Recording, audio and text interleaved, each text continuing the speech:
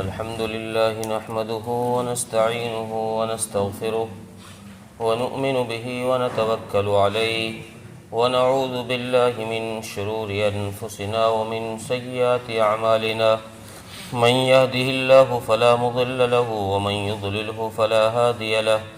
ونشهد أن لا إله إلا الله وحده لا شريك له ونشهد أن سيدنا وحبيبنا وشفيعنا وسندنا ومولانا محمدا عبده ورسوله أما بعد فأعوذ بالله من الشيطان الرجيم بسم الله الرحمن الرحيم ألهاكم التكاثر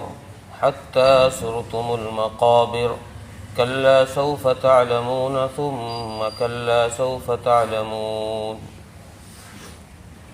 صدق الله العظيم قال النبي صلى الله عليه وسلم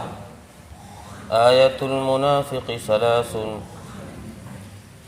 إذا حدث كذب وإذا وعد أخلف وإذا اؤتمن خائن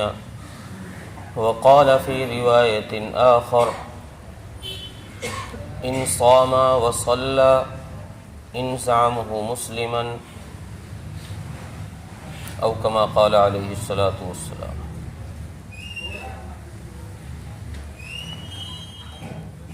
محترم عزیز و بزرگو،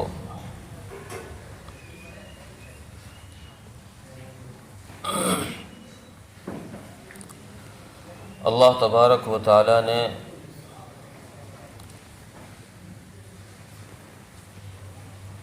موت ایک ایسی چیز بنائی ہے جس سے کسی مذہب والے کو اختلاف نہیں ہے۔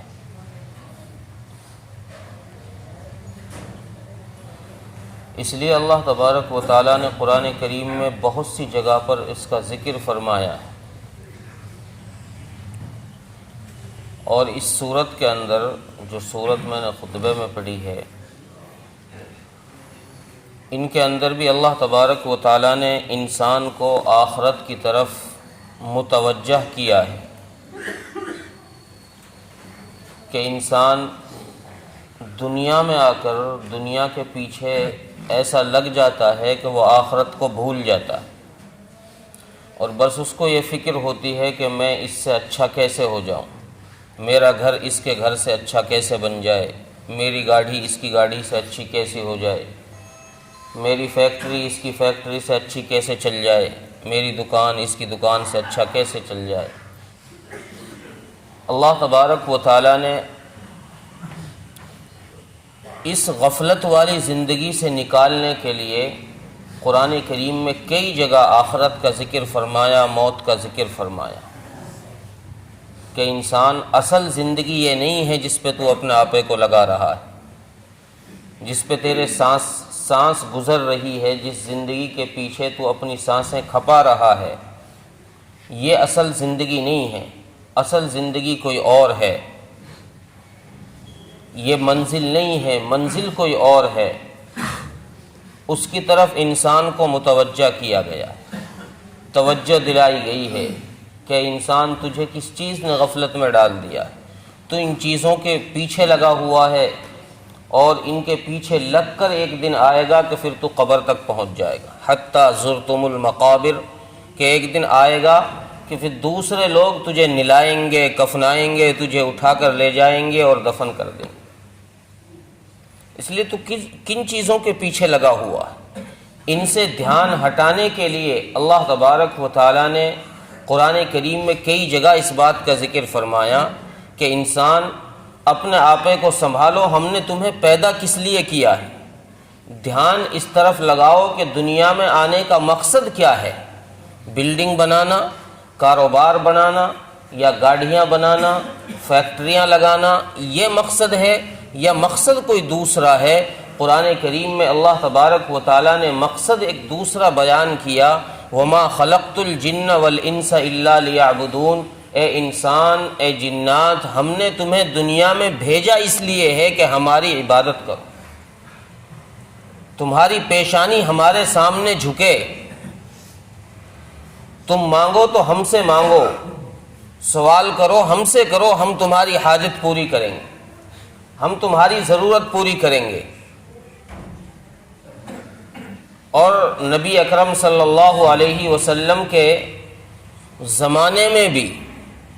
آپ کے دور میں بھی، جب صحابہ اکرام کا دھیان دنیا کی چیز کی طرف چلا جاتا تو آپ صلی اللہ علیہ وسلم بڑے پیار اور شفقت کے ساتھ صحابہ کا دھیان آخرت کی طرف موڑتے تھے، بڑی محبت کے ساتھ۔ یہ نہیں کہ ڈانٹ ڈپٹ کر کہ تم نے کدھر دھیان لگا لیا۔ دنیا میں آئے ہیں تو یہاں پیسہ کمانا یہ بھی ایک مقصد ہے، اس کے بغیر گزارا نہیں ہے، یہ تو کمانا پڑے گا، لیکن اس کے کمانے کے ساتھ ساتھ دھیان اللہ کی طرف لگا رہے کہ میں جو کما رہا ہوں یہ میرے رب کے حکم کے خلاف تو نہیں ہے، میری کمائی کا طریقہ میرے نبی کے طریقے کے خلاف تو نہیں ہے، دھیان اس طرف لگا رہے۔ اس لیے اللہ نے فرمایا الہاکم التکاثر، کہ تم اس سے غافل نہ ہو جاؤ کہ دنیا کے پیچھے اتنے پڑ جاؤ کہ آخرت کی زندگی کو بھول جاؤ، موت کو بھول جاؤ، قبر کو بھول جاؤ۔ رسول اللہ صلی اللہ علیہ وسلم اس آیت کی تفسیر میں مفسرین نے ایک حدیث نقل کی ہے کہ سرکار مدینہ رسول اللہ صلی اللہ علیہ وسلم ایک دفعہ بھوک کی وجہ سے باہر نکلے۔ آپ بھوک سے پریشان تھے، باہر نکل کے دیکھا کہ حضرت صدیق اکبر رضی اللہ تعالی عنہ وہ بھی باہر تشریف فرما ہے۔ پوچھا صدیق کیسے؟ فرمایا یا رسول اللہ بھوک سے پریشان، بھوک کی وجہ سے پریشان ہوں، گھر میں رکا نہیں جا رہا، اور گھر میں کوئی ایسی چیز نہیں ہے کہ جس کو پیٹ میں ڈال لوں، پیٹ بھر لوں۔ رسول اللہ صلی اللہ علیہ وسلم نے ارشاد فرمایا کہ چلو ایک انصاری بھائی ہیں جو ہمارے، ان کے باغ میں چلتے ہیں، وہاں سے کچھ مل جائے گا کھانے کے لیے، وہ خوش ہو جائیں گے کہ رسول اللہ صلی اللہ علیہ وسلم ہمارے پاس تشریف لائے۔ آپ صلی اللہ علیہ وسلم حضرت ابو بکر کو اور حضرت علی رضی اللہ عنہ کو ساتھ لے کر اس باغ میں تشریف لے گئے۔ اس انصاری نے جب دیکھا کہ رسول اللہ صلی اللہ علیہ وسلم ہمارے باغ میں تشریف لائے ہیں، وہ بڑا خوش ہوا بیچارہ۔ اس نے خاطر تواضع شروع کی، ایک درخت کے سائے میں آپ صلی اللہ علیہ وسلم کے لیے بستر بچھایا کہ آپ یہاں تشریف فرما ہو، اور وہ اپنے باغ میں سے کھجوریں توڑ کر لایا آپ صلی اللہ علیہ وسلم کے لیے۔ پھر رسول اللہ صلی اللہ علیہ وسلم نے وہ کھجوریں تناول فرمائیں اور یہ ارشاد فرمایا کہ سنو، یہ جو نعمتیں ہیں کہ گرمی کے ٹائم میں سردی کا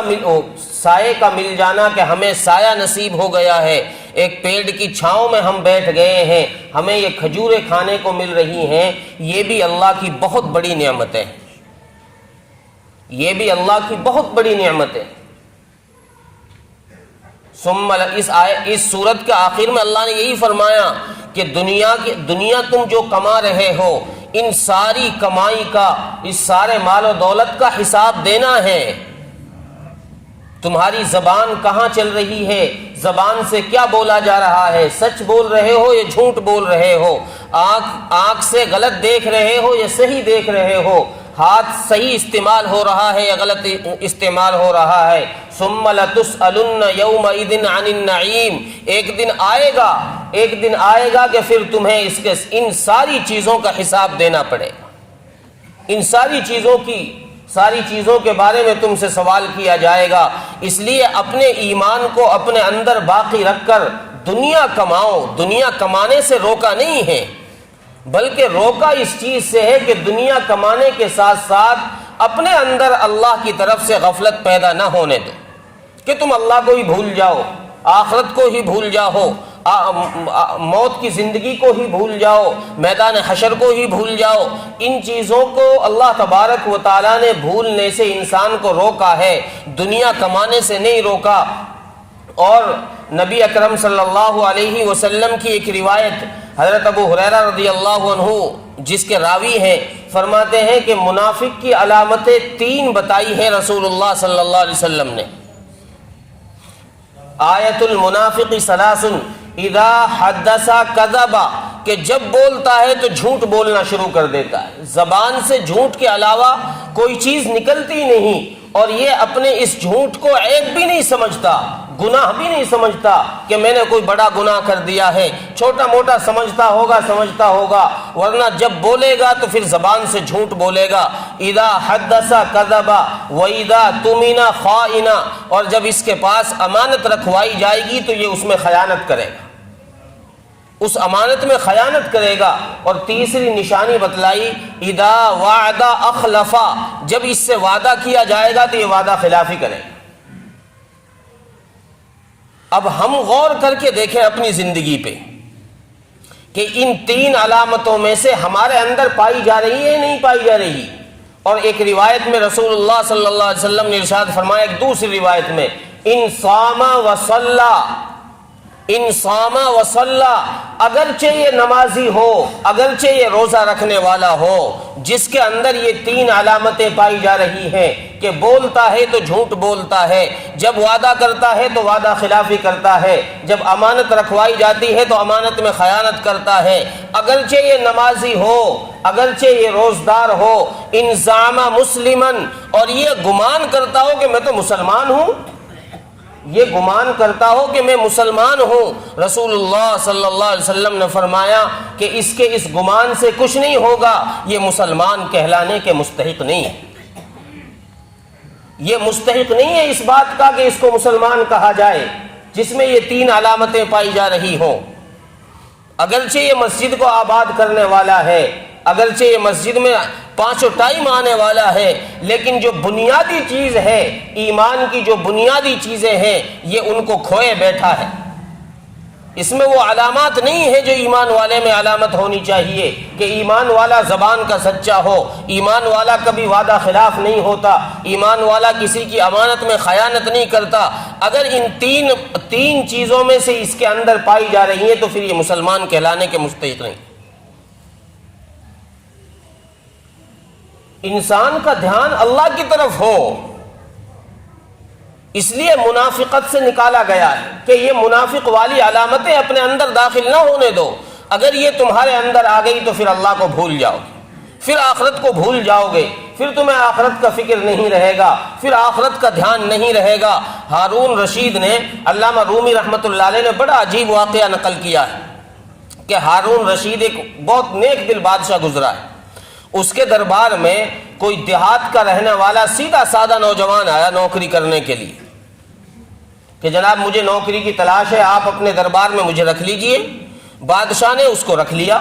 ٹھیک ہے بھائی ہم تمہیں رکھ لیتے ہیں اپنے یہاں کام پر۔ اب اس آدمی نے اتنی امانت داری سے کام کیا، اتنی امانت داری سے کام کیا کہ ہارون رشید کے دربار میں جو پہلے لوگ کام کرنے والے تھے، علم و ہنر والے تھے، اپنے آپ کو عقل مند اور ہوشیار سمجھتے تھے، یہ ان لوگوں کو پیچھے چھوڑ گیا اور ہارون رشید کی نظر میں اس کی اہمیت ان سب سے زیادہ ہو گئی۔ جس محبت کی نگاہ سے ہارون رشید اس شخص کی طرف دیکھتا ہے، اس محبت کی نگاہ سے ان لوگوں کی طرف نہیں دیکھتا۔ اب ان درباریوں کو جو پہلے سے موجود تھے دربار میں، ان کو اس بات پر اعتراض ہوا، یہ بات بری لگی کہ یار ہم تو اتنے دن سے خدمت کر رہے ہیں، بادشاہ کے یہاں کام کر رہے ہیں، اتنے دن سے ملازمت کر رہے ہیں، ہمیں تو اتنی محبت کی نظر سے دیکھا ہی نہیں جاتا جتنی محبت کی نظر سے اسے دیکھا جا رہا ہے۔ انہوں نے بادشاہ سے جا کے اس کی شکایت کر دی کہ بادشاہ آپ کی جو محبت کی نظر اس کی طرف ہے وہ ہماری طرف نہیں ہے۔ بادشاہ نے کہا ٹھیک ہے، ہم اس کا امتحان لے لیتے ہیں، ہم اس کی پرکھ کر لیتے ہیں، اس کی جانچ کر لیتے ہیں کہ اس کی طرف جو محبت کی نگاہ ہے وہ کیوں ہے، تمہاری طرف کیوں نہیں ہے۔ بادشاہ نے ایک دن ایک پھل ایسا منگوایا جو بہت کڑوا تھا، اور وہ کڑوا پھل منگا کر سب کے لیے پلیٹوں میں رکھوا کر دیا کہ لو اس کو کھا لو۔ اب وہ سب کے سامنے پہنچا تو اس شخص کے پاس بھی پہنچا، اس دیہاتی کے پاس، ایاز اس کا نام تھا، اس کے پاس پہنچا، سب نے جو کھانا شروع کیا تو وہ اتنا کڑوا تھا کہ کھایا ہی نہ جائے، سب نے تھو تھو کر کے پھینک دیا اسے، اور بادشاہ سے کہا کہ بادشاہ بڑا کڑوا ہے۔ ایاز اس پھل کو مزے لے لے کر کھا رہا تھا، ایاز اس پھل کو مزے لے لے کر کھا رہا تھا۔ ہارون رشید نے کہا کہ ایاز کیا یہ پھل جو تمہارے حصے میں آیا کیا میٹھا ہے جو تم اتنے مزے لے لے کر کھا رہے ہو؟ سب نے تو اسے تھوک دیا ہے، سب نے پھینک دیا ہے۔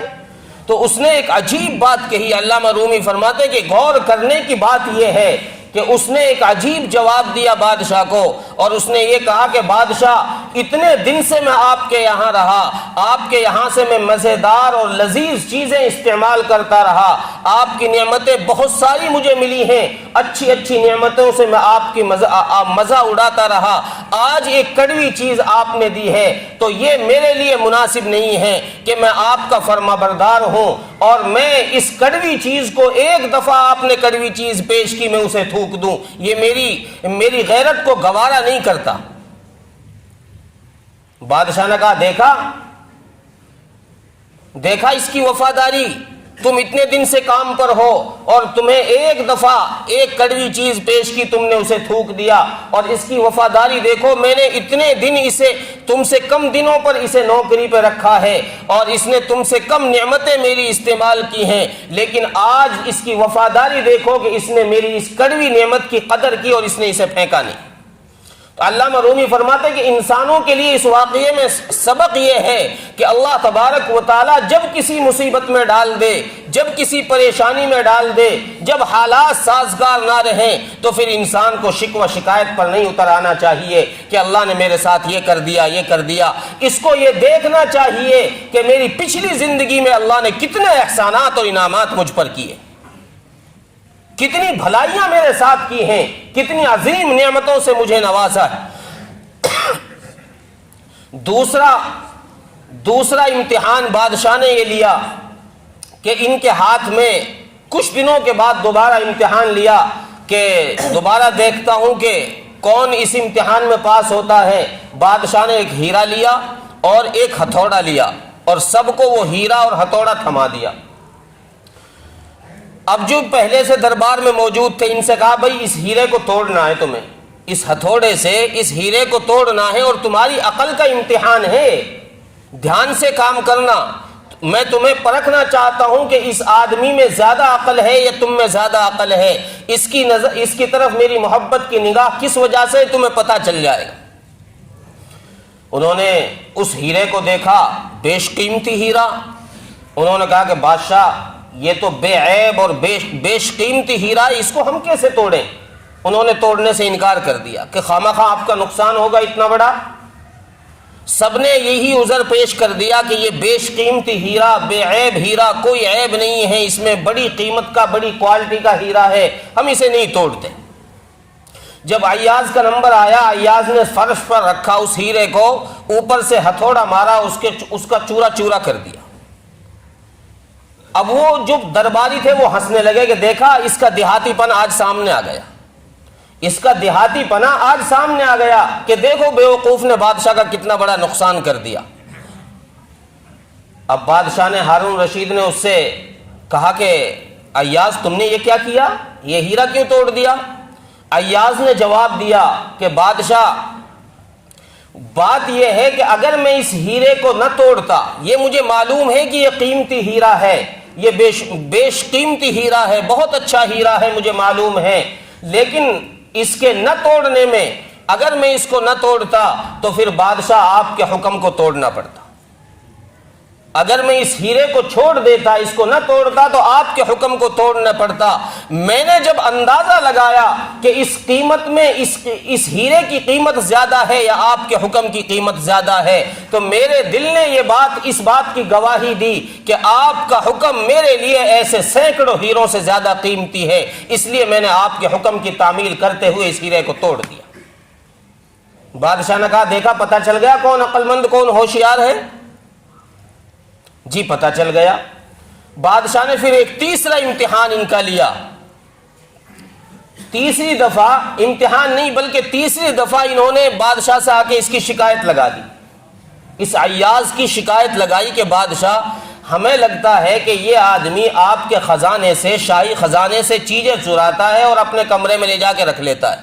اور پھر یہ ان چیزوں کو صبح شام دیکھتا ہے،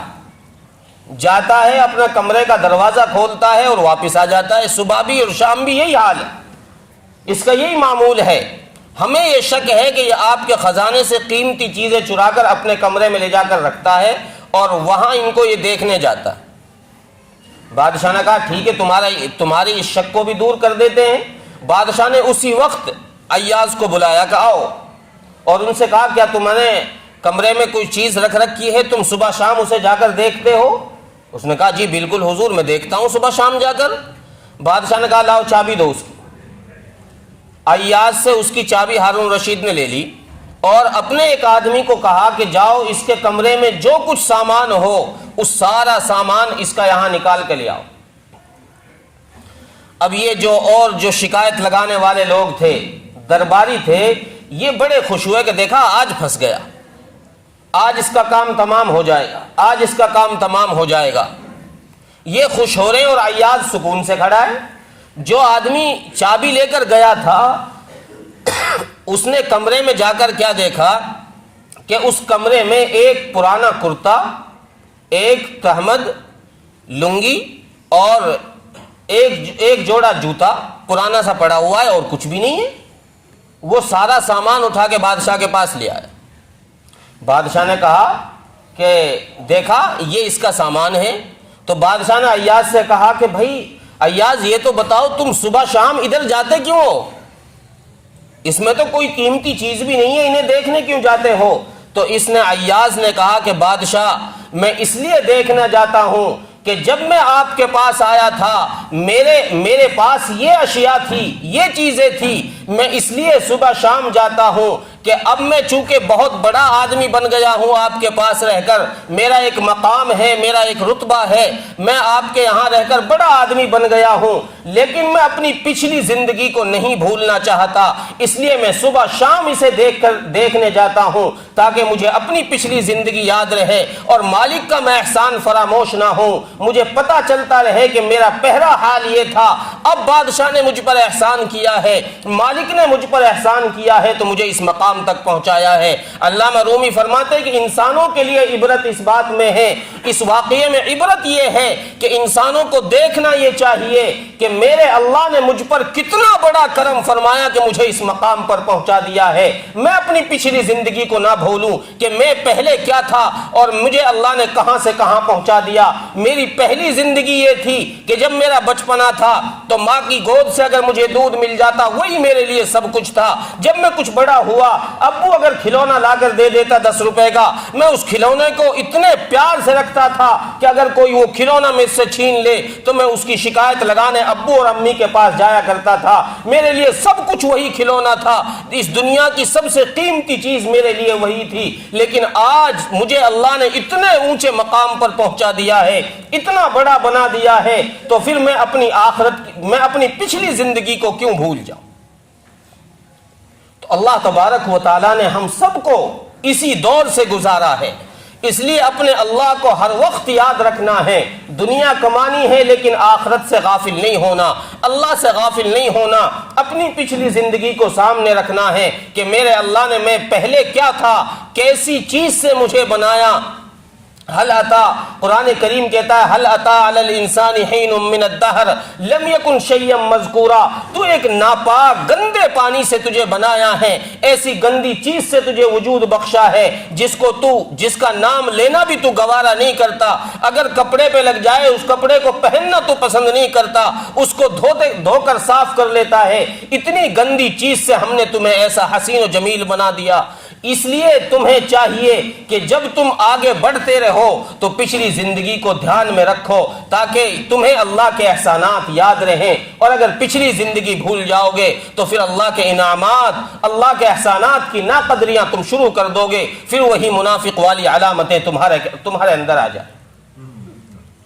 اللہ تبارک و تعالی عمل کی توفیق عطا فرمائے، وآخر دعوانا الحمدللہ رب العالمین۔